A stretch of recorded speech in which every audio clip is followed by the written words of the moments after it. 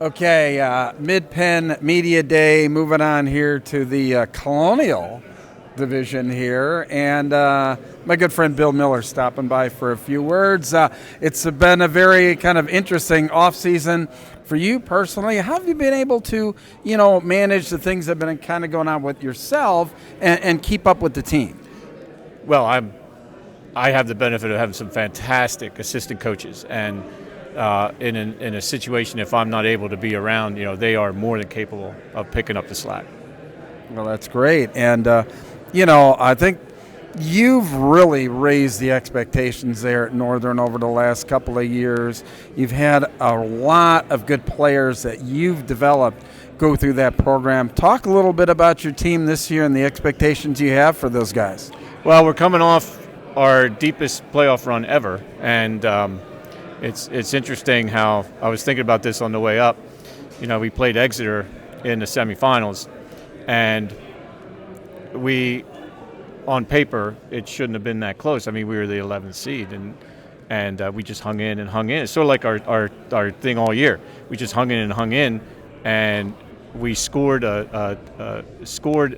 with 9 minutes to go, made it 14-7, and the thought started creeping in. Hey, we might be able to pull this one off too. But they did what experienced, seasoned teams do. They put one good drive together and sort of salted the game away then. But I was really proud of how the guys fought back. Yeah, and like for this season, I mean, what experience level have you got coming back with the team? And obviously, you keep getting those expectations each year, deep playoff run. I mean, is this a team that can contend for a district championship? Oh, God, I don't know. There's a lot that has to happen between now and then. I mean, I remember last year at one point after 5 games, we were 2-3 and wondering can we get 6 wins? And then the kids they just embraced it, and we went on an incredible postseason run. Well, actually, our postseason began around week 8 and just carried it through. That seemed to be very pervasive across the state. You look at the 5A champion in District 3, Calico. They were under 500, just like you were. I mean, how does it speak to the life lessons that football teaches you about, remaining loyal and remaining consistent to, what your focus is? Well, you just persevere. And, as a coaching staff, we had some tense staff meetings when we were 2-3 and had to take a real hard look at ourselves and make sure we were doing everything we needed to do, and we had to tweak a few things and start to focus on what we did well, and fortunately it paid off. So well, I tell you what, I'm really looking forward to this team of yours this year. Hopefully you'll start out a little bit better than 2-3. But the Colonial, I mean, it's just a minefield, isn't it? I've said it the last several years. The Colonial is become the one division in the Mid-Penn probably with the most parity, top to bottom. I mean, anybody can knock anybody off at any time. Look at us. We go down to Dover, although they're non-league. We lose a horrible game by a point late.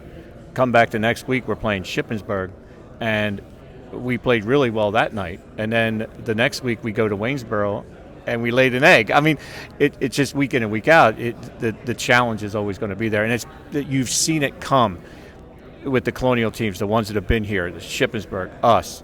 Now you add in Township and Gettysburg. And Gettysburg. And, that was the game that really springboarded us. We were able to knock them off by a point at home on senior night, and that was the game that really springboarded us into, what was week 10, Mechanicsburg, and then into playoffs.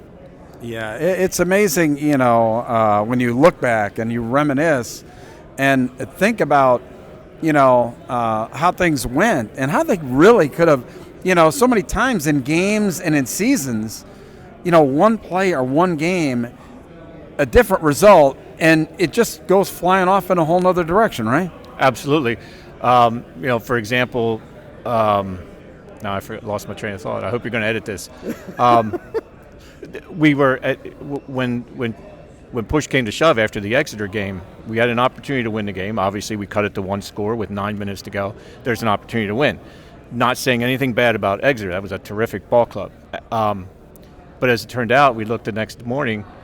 Calico won, and we're thinking if we could have knocked this off, we'd be hosting a district final at Northern. I mean, that would have been amazing. That would have been absolutely amazing. But unfortunately, it didn't turn out. So Yeah, well, it doesn't turn out. But I tell you what has turned out is, what you've done for the Northern program.